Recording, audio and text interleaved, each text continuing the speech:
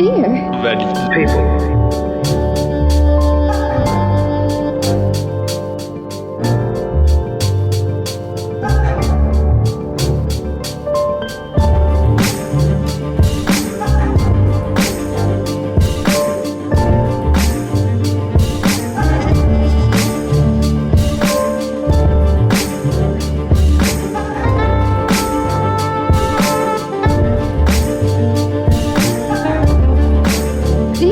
Valid people. Et bonjour à tous et à toutes, chers auditeurs, ici Damien qui vous parle. On continue nos discussions tête-à-tête après avoir été en compagnie de Thibaut et d'Emma dans les précédents épisodes. Aujourd'hui, je suis en compagnie de Violette. Bonjour Violette. Bonjour Damien, bonjour à tous et à toutes. Comment ça va? Bah écoute, ça va bien. Et toi? Ouais, ça va aussi. Merci. Très occupé en ce moment. Aujourd'hui, on va parler d'un sujet qui, on va dire, un peu particulier, mais qui a forcément un lien avec le handicap, mais qui est un sujet, on va dire, peut-être, je sais pas si je dirais sensible, mais en tout cas, on n'en parle pas beaucoup. Il est pas très visible. On va parler de mutisme. Est-ce que tu peux nous dire, toi, quelle est ta relation avec son handicap, qu'est le mutisme? Alors moi, ma relation avec son handicap, c'est que j'ai été atteinte de mutisme, tout simplement, dans ma vie. Ça a commencé à l'âge de 5 ans, et j'en suis sortie il y a 2 ans. Voilà, donc ça a duré pas mal d'années. Parce qu'aujourd'hui, tu as quel âge? Là, j'ai bientôt 27 ans, pardon. D'accord, donc ça a duré plus de 20 ans. 19 ans. Ok. Ouais, j'ai compté. Très bien, très bien. Et donc, le mutisme, est-ce que tu peux un peu nous raconter comment il a commencé? Est-ce qu'il y a eu différentes phases? Comment ça s'est passé? Ouais. Alors déjà, peut-être pour les personnes qui savent pas ce que c'est, je peux expliquer un peu ce que c'est. C'est un trouble. Alors, je vais essayer d'expliquer du mieux que je peux. C'est un trouble de la parole qui se caractérise par un blocage en fait psychologique et émotionnel. Donc moi, ça a commencé suite à un choc émotionnel, donc le décès de mon papa. Et au début, j'étais mutique sélective. Donc je ne parlais juste pas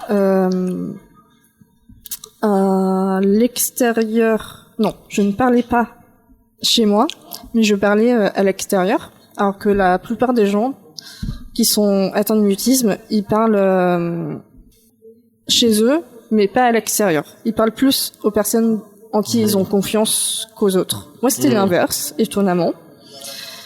Et en fait, je sais plus trop comment ça s'est passé, mais petit à petit, ça s'est transformé en mutisme total. Donc, je n'arrivais plus à parler à qui que ce soit. Voilà. Ok. Et donc, ce mutisme qui a évolué, donc qui a commencé très tôt, très jeune, à 5 ans, donc je suppose qu'après ça a eu un énorme impact sur le quotidien, sur la scolarité, la relation avec les autres. Est-ce que tu peux un peu nous en parler notamment de comment ça se passait à l'école, la relation avec les autres élèves, avec les professeurs peut-être? Ouais. Alors, si on commence par l'école primaire, en vrai, ça s'est plutôt bien passé. Les instituts étaient assez compréhensifs, même si on me mettait quand même assez de côté. On me faisait pas aller au tableau pour répondre, on m'interrogeait jamais, du coup j'étais un peu en retard, je pense, par rapport aux autres, même si j'arrivais quand même à suivre. Mais ce qui s'est corsé, c'est quand même à partir du collège où les professeurs, certains professeurs étaient pas très souples, on va dire. C'est-à-dire qu'il y en a qui des fois, limite, me forçait à parler. Enfin, clairement, me forçait à parler. Me faisait du chantage en mode bah écoutez, si Violette ne répond pas à ma question, le cours ne s'arrête pas, vous n'allez pas manger. Donc elle s'en prenait à moi, mais indirectement aux autres élèves aussi, je pense. Et c'était un sentiment de honte terrible. Oui. Et toi, ça m'a été dans la position aussi de la personne responsable ouais, c'est ça. Non, d'empêcher les autres élèves à aller manger. Et donc forcément aussi socialement parlant, mais en plus de pas avoir la capacité de parler, de communiquer comme les autres, bah ça rajoutait encore plus de difficultés. Ouais. Même si j'avais quand même un petit groupe d'amis au collège que j'ai gardé même après au lycée, donc ça va, j'avais du soutien, mais ouais, ça le faisait pas trop face aux autres élèves qui étaient plus dans le harcèlement. J'en ai pas trop vécu, mais un petit peu quand même. Mais bon, ça va, ça a pas trop impacté ça non plus. Je pense que tout le monde a été assez compréhensif quand il y avait ce genre d'événement. Bon, ça m'est arrivé, je crois, 2-3 fois dans mes 4 années de collège. Mais bon, c'est déjà peut-être déjà 2-3 fois de trop. De trop, ouais. Et moi, ces professeurs qui t'ont obligé à parler, ça me rappelle beaucoup aussi le traitement qu'on peut avoir envers les personnes sourdes qui ne parlent pas. On les obligeait à parler ou ça a ramené presque à la thérapie de conversion. Bah, c'est un totalement petit peu ça, comme peuvent vivre les personnes LGBT il y a plusieurs années. Donc on voit bien encore une fois qu'il y a une intersectionnalité, un point commun, peu importe le type de handicap ou la position sociale. T'as dit que les professeurs t'obligeaient à parler, mais tu m'as aussi dit en off que ta mère t'obligeait à parler aussi. Est-ce que tu peux un peu nous en parler de ça? Bah, on avait une relation assez compliquée avec ma mère.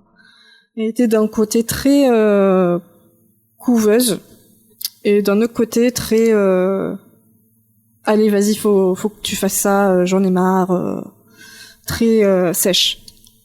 Et par rapport au mutisme, c'était archi compliqué. Il y a des fois, enfin moi je me souviens surtout d'une fois, j'en avais parlé avec ma psy en fait, c'est pour ça que je pense que ça m'a marqué.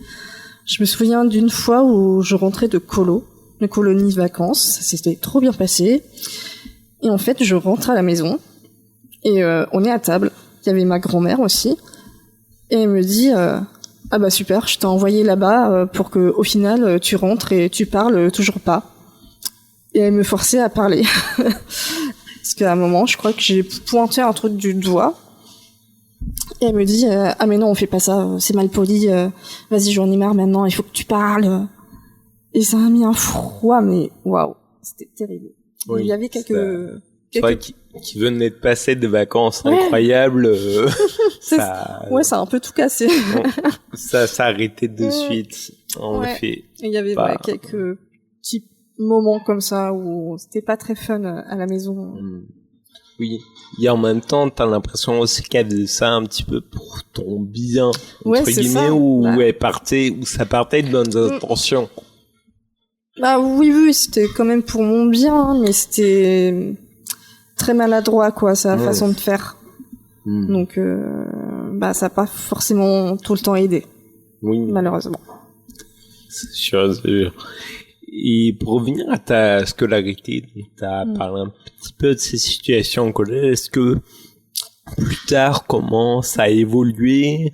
Il me semble que derrière le mutisme, en plus de ça, s'est développé aussi d'autres difficultés qui n'ont pas aidé. Est-ce que tu peux un petit peu en parler? Ouais. Bah alors, niveau scolarité, alors c'est vrai que après tous ces épisodes au collège qui m'ont un peu trauma, j'ai passé mes 2 premières années de lycée au CNED. Donc voilà. Et mon année de terminale pour ceux qui ne connaissent pas le CNED, c'est une forme d'enseignement à distance. Ouais, c'est ça, c'est l'enseignement à distance, le Centre national d'enseignement à distance, il me semble. Voilà. Mais Alors, comme je suis aussi TDA, donc j'ai un trouble du déficit de l'attention sans hyperactivité, bah faire les cours toute seule à la maison avec plein de distractions autour. Déjà qu'en classe, c'était pas simple. Alors à la maison c'était encore pire. Puis niveau social aussi, c'était j'étais seule quoi. Même si je voyais des fois mes amis en dehors, je faisais de la danse, donc je les retrouvais à la danse, tout ça. C'était quand même compliqué. Du coup, en terminale, je suis finalement retournée en classe dans un lycée. Et ouais, bon, c'était pas non plus.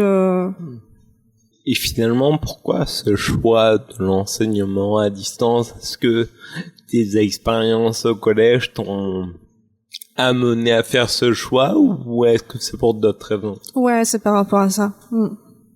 Ouais, il y a eu, on a eu une discussion avec ma mère quand on s'est posé la question de l'entrée au lycée et vraiment, elle m'a proposé ça et j'ai de suite accepté en fait parce que ça avait été trop pour moi, surtout mon année de troisième a été un peu terrible et ça a mené aussi à pas mal de phobies scolaires du coup. Ouais. L'enseignement à distance, ça a été une solution pendant un petit moment, quand même, pour m'aider à me relever de tout ça.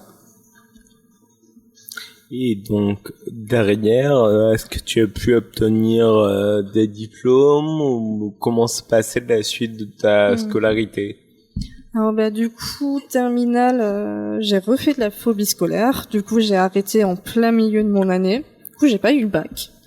Mais après tout ça, j'ai tenté plein de choses. Comme je t'avais dit, j'ai tenté un CAP pâtisserie, bon finalement que j'ai arrêté. Ensuite, j'ai fait quoi? J'ai été photographe à mon compte, photographe de portrait. Mais il y a eu la période du Covid, donc ça aussi j'ai arrêté. Et après, j'ai fait une formation de développeuse web. Donc là, je suis allée jusqu'au bout. J'ai eu mon diplôme, bac+2, youpi, on est contente. Et après, j'ai voulu augmenter un peu mes compétences, on va dire, et faire une alternance pour aller jusqu'à un niveau, je crois, bac+3. Je sais plus ce que c'était comme diplôme. Mais du coup, j'ai trouvé l'alternance. Sauf que, en fait, au bout d'un mois, je me suis faite virer. Et en fait, ce que je te disais, je pense que c'est par rapport au TDAH, parce que dans le code, il y a quand même une certaine organisation, et j'avais beaucoup de mal. J'y arrivais, mais ça prenait beaucoup de temps, et ça prenait trop de temps pour eux. Alors qu'ils étaient censés être là pour me former, tu vois, mais c'était trop long pour eux et il fallait que ça avance et moi j'étais trop lente et bref. Voilà, du coup j'ai pas continué cette alternance, je me suis arrêtée et là jusqu'à aujourd'hui quoi. On va revenir un petit peu plus tard sur cette situation d'alternance parce qu'elle est un peu en lien avec quelque chose qui, je pense, s'est déroulé un peu dans le même temps avec ta scolarité, c'est la déclaration de mutisme en tant que handicap, notamment auprès de la MDPH. Est-ce que tu peux nous parler un peu de ça? Alors, déjà... Alors, en fait, c'est vrai que moi, j'ai eu longtemps J'ai eu longtemps ce...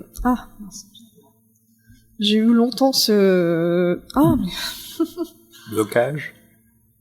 Ouais, j'ai eu longtemps ce petit blocage au niveau de l'étiquette handicap. Et en fait, je voulais vraiment pas être catégorisée, entre guillemets, de personnes en situation de handicap. Donc, par exemple... au collège, tu sais, il y a les classes spécialisées, là, les classes Ulysse, tout ça. Je refusais vraiment d'être dans ces classes, alors que peut-être qu'on aurait pu m'apporter plus d'attention sur mon apprentissage et tout. Et alors vraiment, quand ma mère m'a parlé de la MDPH pour la première fois et qu'elle m'a dit oui, mais si tu as une reconnaissance handicap, tout ça, bah déjà il y a les allocations, c'est pas mal.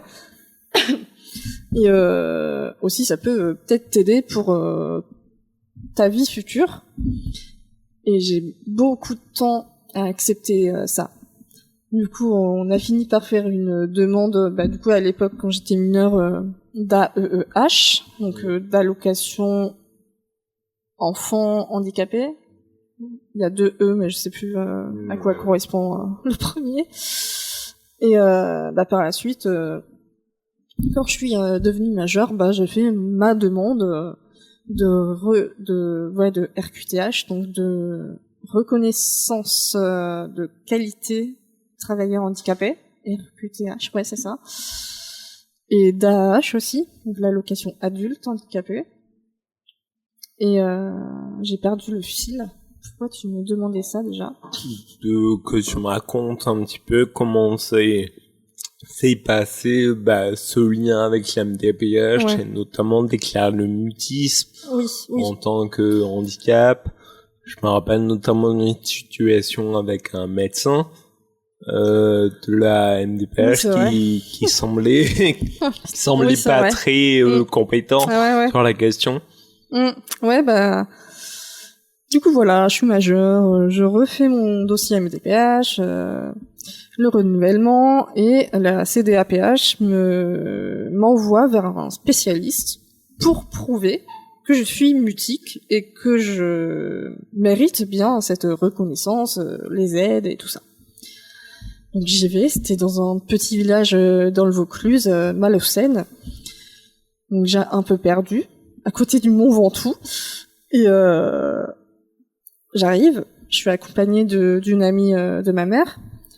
Et à un moment, il me demande mais vous savez lire du coup? En fait, lui, il faisait un lien de comme je pouvais pas parler, je pouvais pas apprendre à lire ni à écrire, et il m'a posé des questions vraiment, mais what the fuck. C'était lunaire, et il ne connaissait pas du tout le mutisme. Et c'est vrai qu'il y a beaucoup de médecins qui ne connaissent pas ça. Bref. Oui, malheureusement, c'est une situation assez commune. Ouais. Malheureusement, même dans le précédent épisode avec Emma, qui a une dégénérescence au niveau des yeux, on sentait que les médecins n'étaient pas toujours sensibilisés à la question, n'étaient pas toujours réellement compétents pour en parler. Ouais, mais ça c'est pour plein de pathologies. C'est assez fou. Mais bon, j'ai quand même eu ma reconnaissance au niveau du mutisme, et en vrai, ça m'a permis quand même de m'affirmer un peu plus, pas d'assumer, mais d'assumer un peu. Finalement, tu n'imaginais pas. Ça permettait de mettre des mots sur ce que tu vivais, que les gens arrêtent d'avoir des doutes sur la vérité ou pas. Et finalement, si, c'est réel. C'est marqué noir sur blanc, là. C'est ça. Il me semble même que c'est dans le DSM-5, la Bible des psychiatres qui recense tous les troubles mentaux. Donc, oui, ça existe. J'en suis bien atteinte. Voilà, j'avais mon petit papier. Enfin, non, c'est faux. J'avais pas vraiment de papier qui prouvait, mais bon, en tout cas, ça m'aidait à mieux le vivre quelque part. Bien sûr. Et au niveau de la RQTH, ça t'a aussi apporté des points, enfin ça t'a apporté des choses, mais en même temps, on sait pas trop. Est-ce que tu peux un peu nous parler de ça? Alors, pour la question de mon CAP pâtisserie, ça s'était plutôt bien passé par rapport à ça. Enfin, la RQTH, ça m'avait vraiment aidé. Ils m'avaient prise de suite, ils avaient créé des aménagements pour moi, pour vraiment que je sois au top dans l'alternance. Mais en revanche, l'autre alternance que j'ai fait dans le développement web, comme je t'avais dit, ça s'est pas très bien passé parce que, en fait, on m'avait conseillé de ne pas en parler de la RQTH en me disant bah ça va pas te favoriser le truc. Et bah du coup je l'avais pas forcément dit. Je crois qu'à un moment je l'avais coché dans le contrat, mais bon voilà, je l'avais pas mentionné oralement au patron ou ni par écrit. Et en fait je regrette un peu, tu vois, parce que je me dis si j'avais notifié que j'avais une RQTH, peut-être que ça se serait passé autrement. Je ne sais pas. Et peut-être que j'aurais pu m'en servir aussi après, au moment du dernier entretien là, où je me suis fait virer en disant bah écoutez j'ai une RQTH, ce que vous faites c'est de la discrimination en fait. Donc ouais. Mais je pense que maintenant je le notifierai à chaque fois. Je pense que ça peut aider. Ce qu'on peut préciser aussi auprès de nos auditeurs, c'est cette RQTH, est-ce que tu l'as eu uniquement dans le cadre du mutisme ou est-ce que tu as pu l'avoir dans le cadre aussi du déficit de l'attention? Ouais, c'est ça. En fait, là, aujourd'hui, je l'ai notamment dans le cadre du déficit de l'attention. Mais on note aussi dans mon dossier que j'ai été mutique pendant quasiment toute ma vie et que bah c'est pas, enfin ça peut être, je peux le redevenir quoi. On sait pas, hein, on sait pas. Oui. Ça peut arriver. Et il y a aussi le trouble de la personnalité borderline dont je suis atteinte et qui peut aussi m'handicaper pas mal dans ma vie. Enfin, je peux avoir vraiment des gros moments de trou noir où je suis au fond du gouffre et je peux pas sortir de chez moi, où j'ai des idées plus que noires et ouais, du coup il y a ça aussi qui est noté. Du coup ouais, ça me fait 3 trucs pour la RQTH, voilà. Ok. Pour revenir un petit peu sur ton parcours et notamment avec le mutisme, t'as développé pas mal de différentes façons de compenser ce manque de parole. Tu t'exprimais beaucoup plus avec ton corps. Ouais. Et est-ce que tu peux un peu nous décrire comment ça se passait avec les autres, comment vous réussissiez à avoir une forme de communication? Bah tout simplement, moi j'écrivais alors, quand j'étais petite sur des feuilles de papier. Voilà, on écrivait avec mes amis ou ma mère, je lui écrivais, je lui faisais lire et elle me répondait oralement. Et dès que j'ai eu un téléphone, bah je prenais les notes de mon téléphone, j'écrivais, je montrais mon téléphone, on me répondait oralement aussi, ou des fois pas. Des fois on me prenait mon téléphone des mains pour m'écrire la réponse. Bon, ça marche aussi hein. Mais j'avoue que je préférais qu'on me réponde oralement. Je sais pas trop pourquoi, mais ça me gênait moins. Et sinon, bah il y a quelques années, je me suis mise à apprendre la langue des signes française. Et ça, j'ai mis beaucoup de temps parce que, bah, comme je disais, la langue des signes, en fait, pour moi, ça reflétait le handicap. Et comme je ne voulais pas qu'on me catégorise de personnes en situation de handicap, bah, j'ai très longtemps refusé d'apprendre la langue des signes. Puis un jour j'ai sauté le pas parce qu'un ex avait, je crois, un cousin qui était prof ou je sais plus, qui pouvait me donner des cours. Et au final, je sais pas, ça s'était jamais fait, mais on avait appris quelques petits signes tous les deux. Puis on s'est séparés et finalement ça m'est resté en tête ça. Et au final, j'ai pris des petits cours de langue des signes. Au début, c'était à côté d'Avignon, parce que je viens de là-bas.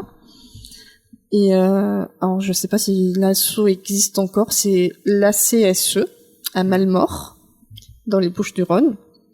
Et après, j'ai déménagé à Montpellier. Du coup, je suis allée à l'Ariéda pour continuer ma formation. Et bon, c'était encore une fois période Covid, donc des fois les cours étaient annulés, tout ça, ça a pris un peu de temps, en plus de mon déménagement, donc je crois que j'ai mis 2 ans. Ouais, 2 ans à apprendre la langue des signes. Mais si tu mets tout bout à bout, je pense que 1 an en un an c'est plié, donc c'est plutôt pas mal. Et ça, du coup, bah oui, ça m'a beaucoup aidé à m'aider en fait, à m'aider à communiquer mieux, à m'ouvrir. Voilà, à m'ouvrir, c'est ça le mot que je cherchais. Ça m'a aidé à m'ouvrir à la communication avec les gens. Parce qu'en langue des signes, c'est très expressif. Très expressif, il faut des fois un peu mimer avec les lèvres les mots. Donc ça, j'avais beaucoup de mal à le faire au début, puis finalement, ça s'est un peu débloqué. Et je suis quasiment bilingue aujourd'hui en langue des signes, et c'est vrai que ça m'aidait beaucoup aussi. J'apprenais à mes proches des petits signes pour qu'on communique, parce que écrire, c'est quand même chiant au bout d'un moment. Et voilà, hein. Qu'est-ce que je peux dire de plus? Je pense que ça t'a permis aussi d'accepter le handicap, finalement, vivre ses cours, de te rendre compte que c'est une manière comme une autre de vivre et de s'exprimer. Et ouais, clairement.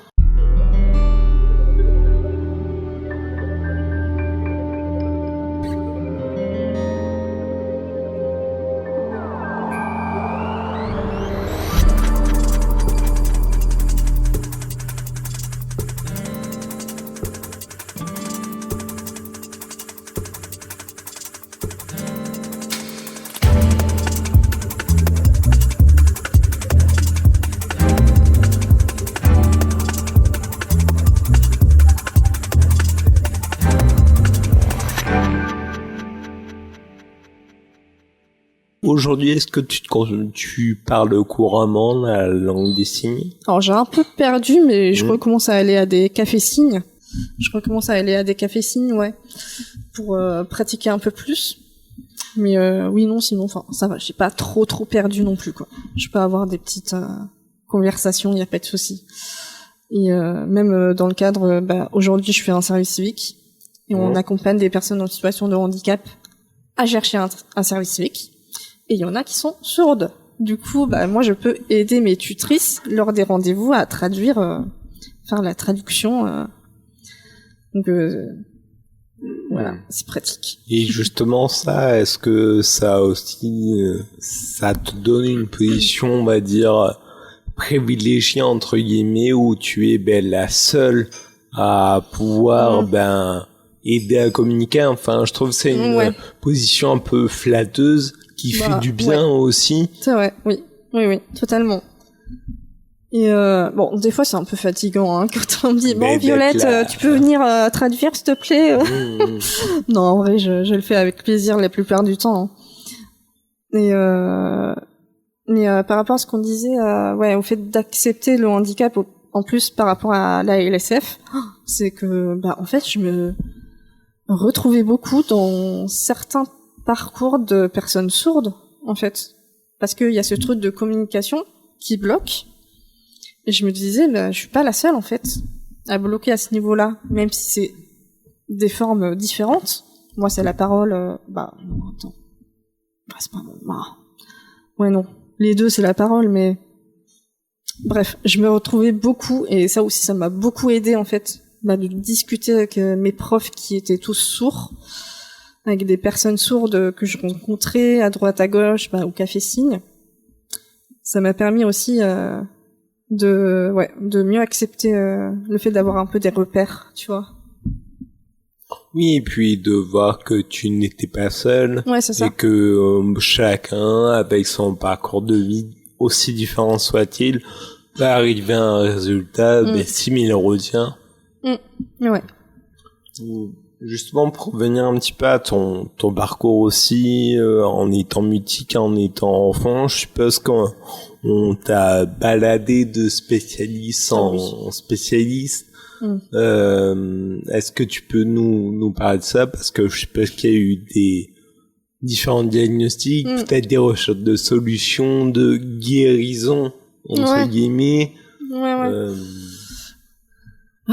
m'a bien baladé, alors surtout quand j'étais petite, Je pense première personne, ça devait être un pédiatre. Hein. Je crois que je t'avais dit pédiatre ou psychiatre, mais j'ai vu beaucoup de psychiatres, beaucoup de psychologues, même un psychologue apparemment très reconnu dans certaines émissions, là, le docteur Ruffo. Ma mère m'avait dit que j'étais allée le voir. Moi, j'ai aucun souvenir. Et elle m'a même emmené voir un homéopathe pour me donner des granulés d'homéopathie dans l'espoir que ça m'aide à reparler. Bon, moi je crois pas trop à tout ça. Et fait est que ça ne m'a pas aidé non plus. Enfin, et en fait le fait de me balader comme ça de spécialiste en spécialiste, ça me bloquait encore plus. Parce que je sentais qu'on voulait vraiment que je parle. Et en fait c'était trop, c'était trop. Ça revient à ce forcing dont on parlait, que faisaient preuve tes professeurs ou ta mère à l'époque. Ouais. Et justement, au fil des années, je suppose que tu as commencé à décider toi par toi-même de plus forcément voir des spécialistes à tout va. Ouais. Mais au bout d'un moment, tu en as quand même choisi, tu as quand même vu des spécialistes comme des orthophonistes peut-être. Non, j'ai jamais vu d'orthophoniste. Okay. Ouais. Jamais. Mais du coup, alors, je crois que c'était vers mes 19-20 ans, me semble. J'étais allée de mon plein gré revoir un psychiatre. Mais ça s'était pas très bien passé parce que j'arrive, je lui déballe par écrit toute ma vie limite, et le seul truc qui m'a répondu c'était ok, vous voulez quoi, vous voulez des médicaments? C'est énervant, tu déballes toute ta vie et le gars il te balance ça. Moi c'est ton taf de me dire si j'en ai besoin ou pas, écoute-moi. Du coup, ça m'a dégoûté. J'étais là, encore un autre qui est pas capable. Mais finalement, il y a 2-3 ans, plutôt 3 ans, ouais, je suis retournée voir une psychiatre à Montpellier pour soigner surtout ma dépression et mon trouble anxieux. Et je suis arrivée, je lui ai dit alors voilà, je pense que je suis en dépression. Je suis très anxieuse depuis que je suis toute petite. Je suis une tique. J'étais accompagnée d'une amie, donc c'est elle qui a expliqué. Mais je ne veux pas du tout qu'on parle du mutisme. Laissez-moi tranquille avec ça. Voilà, on fait des séances. Elle me conseille sa collègue qui est psychologue et qui fait de la TCC, de la thérapie comportementale et cognitive. Donc on fait pareil, des séances de thérapie, ça se passe très bien. Et un jour, en fait, elle me dit mais est-ce que vous pensez pas que votre anxiété est liée à votre mutisme? Ou l'inverse, je sais plus. Non, est-ce que vous pensez pas que votre mutisme est lié à votre anxiété? Et je sais bien que oui.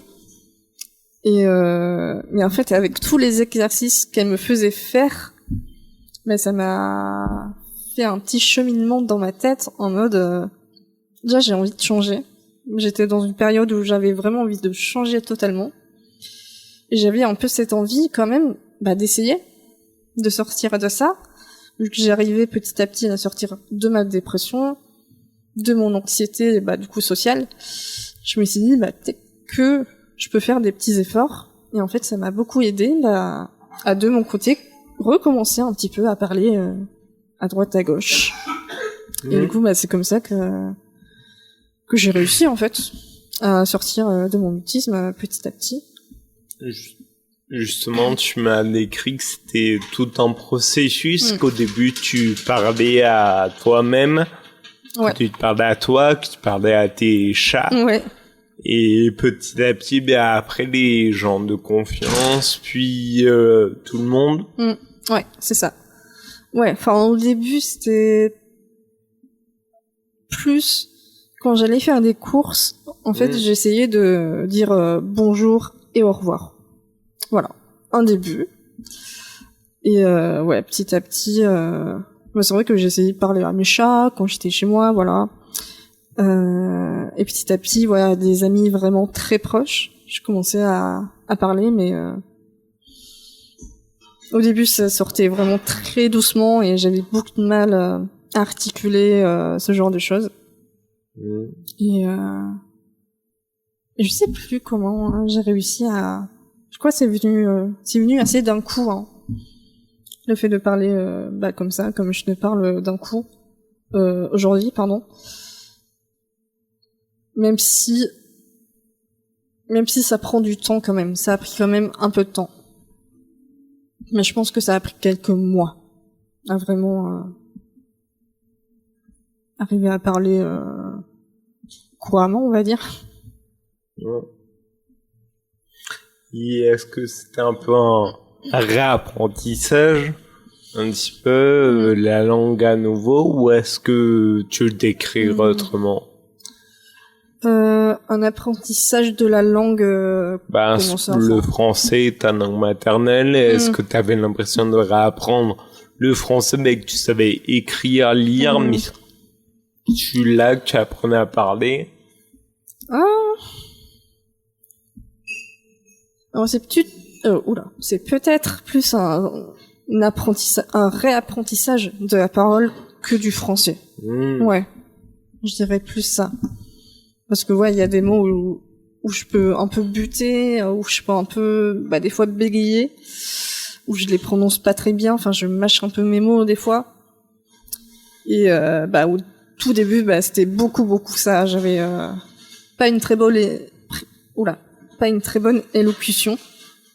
Et c'est vrai que ça me gênait un petit peu. Je t'avais dit que ça me gênait un petit peu, ouais. Oui, je sais pas que dès que t'avais un petit peu d'avoir qui est ripé ou quelque chose comme ça pour des raisons totalement hautes, ça pouvait te donner un petit coup de stress. Ouais, c'est ça. Ou t'avais peur, finalement que ça recommence aussi. Ouais.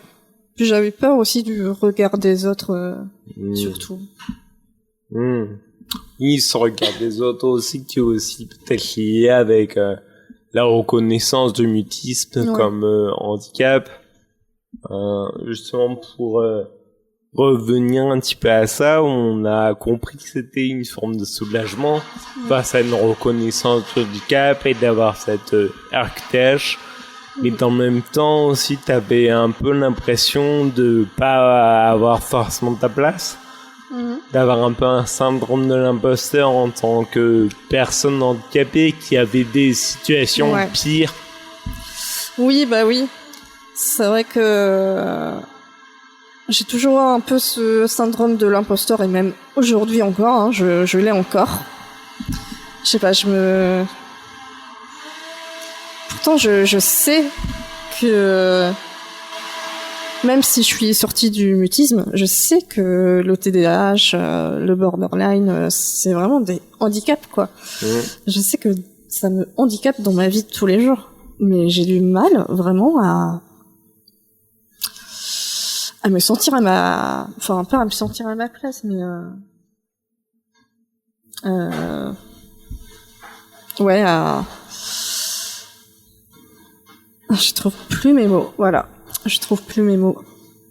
Mais ça, c'est quelque chose qu'a aussi beaucoup décrit Emma dans le précédent épisode où on parle de légitimité du handicap.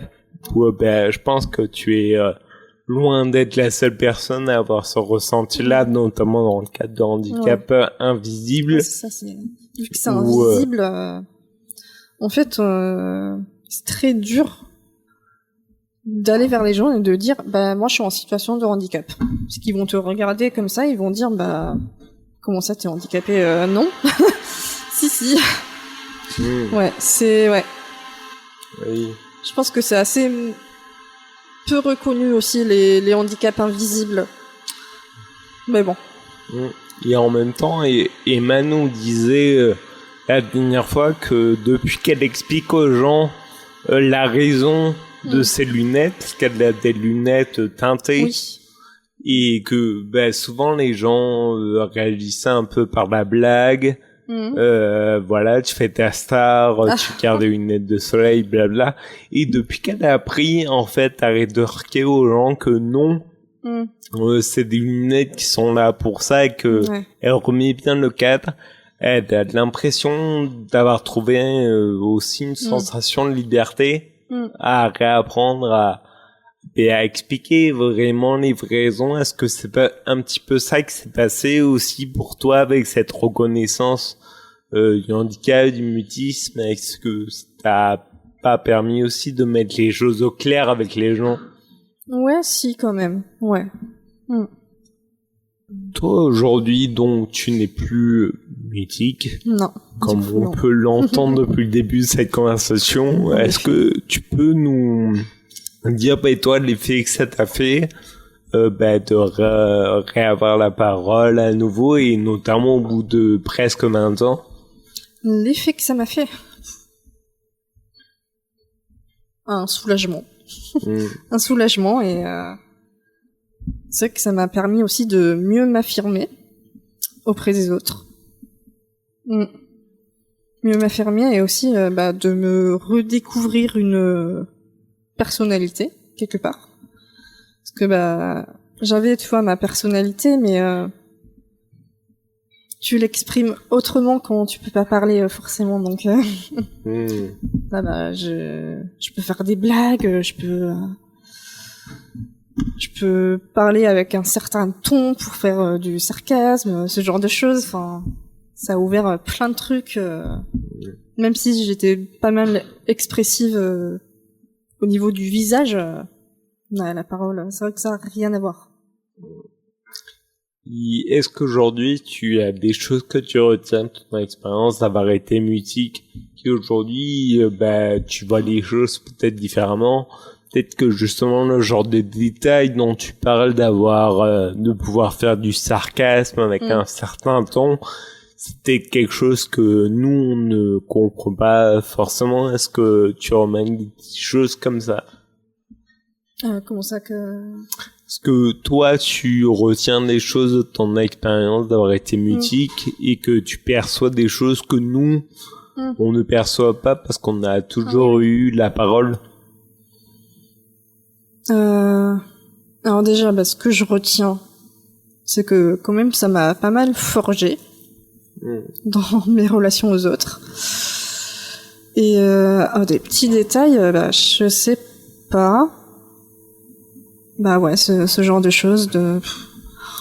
Tu as le droit de dire non. Ouais. C'est pas Moi, j'avoue que là, maintenant, je vois pas.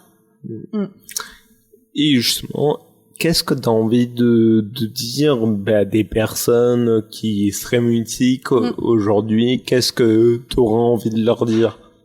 Alors, déjà, ne vous mettez pas la pression. Ne vous mettez pas la pression, vous êtes des personnes fortes. Ça j'en suis sûre. Et c'est surtout aux personnes à l'entourage que j'aimerais dire un truc, donner des petits conseils. C'est ne forcez pas les personnes à parler, ça ne sert à rien. Et agissez comme si c'était des personnes normales, quoi. Enfin, j'ai du mal avec le concept de normalité, mais agissez normalement, en fait. De manière ordinaire, et adaptez-vous aux moyens de communication. Aussi, parce que eux, c'est peut-être la seule possible, alors que nous, on peut s'adapter justement à différentes manières. Ouais, c'est ça. Et c'est peut-être ça qui est réellement compliqué avec la relation avec les autres, c'est qu'on a l'impression de partir à un niveau encore plus bas que zéro. On doit vraiment trouver le moyen d'apprendre à se dire bonjour, comment ça va, comment a été ta journée. Ouais. Puis même, au niveau de la communication avec des personnes mutiques, c'est très simple. Alors si tu vois que la personne est vraiment fermée, voilà, tu vas pas forcément forcer la personne à te répondre que ce soit par écrit, avec des pictogrammes ou quoi, tu peux simplement continuer de lui parler et peut-être qu'au bout d'un moment, elle arrivera déjà à te faire des signes de tête. Et au bout d'un moment, prendre son petit carnet ou son téléphone et te répondra. Mais par exemple, avec des enfants, ouais, tu peux donner une ardoise pour qu'ils communiquent, ou ouais, des petits pictogrammes aussi, ça aide vachement. Ou instaurer des petits signes, tout simple. Ça peut vachement aider. Et je voulais dire un truc, j'ai oublié, mais aujourd'hui qu'on est aussi à l'ère du téléphone, Ouais. je pense qu'on peut trouver différents moyens de communiquer. Oui. Ah oui, et ça y est, j'ai retrouvé ce que je veux dire. Est-ce que ça demande pas aussi une attention différente aussi de communiquer avec une personne mutique, où justement les gens sont peut-être trop habitués à entendre, qu'il y a d'autres manières de communiquer, d'autres parties du corps avec lesquelles on peut être expressif. Une attention particulière? En tout cas, différente. Ouais. Ah, je pense pas. Hein. Non, je pense pas. Parce que vraiment, moi, tout mon entourage, en fait, agissait de manière ordinaire. Et des fois, même oublier que j'étais mutique. Enfin, ouais. En fait, ça se fond. Peut-être qu'au début, ouais, ça va être un peu bizarre ou quoi, mais en fait, les gens s'y font. Les gens prennent l'habitude que t'es comme ça, et voilà. Est-ce que je réponds bien à ta question? Ouais. Oui. Les gens sont capables de s'adapter, enfin, c'est quelque chose que je me disais encore hier et qu'on répète rarement, je trouve, c'est que l'être humain est capable de s'adapter et que Bien sûr. c'est dans toutes les situations qu'on devienne mutique ou qu'on soit entourage d'une personne mutique et en situation de handicap de manière plus générale. Comme dernière question, est-ce que tu pourrais nous dire pourquoi tu as voulu participer aujourd'hui à Dear White People et qu'est-ce que ça t'a fait de pouvoir raconter ton histoire? Alors moi, ça m'intéressait vachement de participer, pour que ça soit une manière encore plus, une manière d'élargir l'audience. Enfin, comment dire? Alors moi, ce qui m'intéressait avec le fait de participer, c'est que ça permet de faire encore plus connaître aux gens ce trouble. J'ai déjà une chaîne YouTube où j'en parle, mais le fait de pouvoir participer à d'autres médias, je trouve que ça peut être vraiment cool pour faire connaître le trouble, et peut-être que ça peut aider d'autres personnes mutiques aussi. Voilà. Si l'entourage entend ou quoi ce podcast, peut-être que ça peut les aider elles à avec leur entourage, et même elles-mêmes à peut-être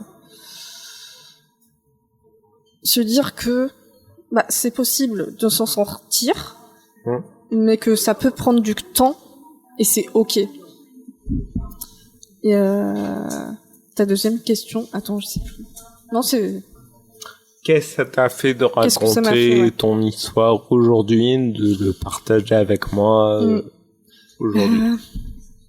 C'est toujours un peu spécial de raconter ça. C'est vrai que je raconte pas souvent, mais ça m'a fait très plaisir, en tout cas, de pouvoir te raconter ça et de raconter ça aux auditoristes. Que ça devienne un peu plus public, je me dis, que ça aide des gens. Moi, ça me fait plaisir. Et peut-être un peu plus normal aussi, que ça fait partie des expériences de vie comme les autres finalement, et que ça peut changer, comme ça peut ne pas changer, et que c'est ok dans les deux cas. Oui. Ok. Merci beaucoup, Violette. Merci à toi. Et merci à vous, chers auditeurs, de nous avoir écoutés. Cet épisode est aussi un petit peu en lien avec un épisode de conférence qu'on a pu avoir en mai sur les locutions atypiques. Donc j'espère que vous avez apprécié cette conversation, chers auditeurs. On se retrouve pour un prochain épisode. Bonne journée à vous tous. Dear. Valued people.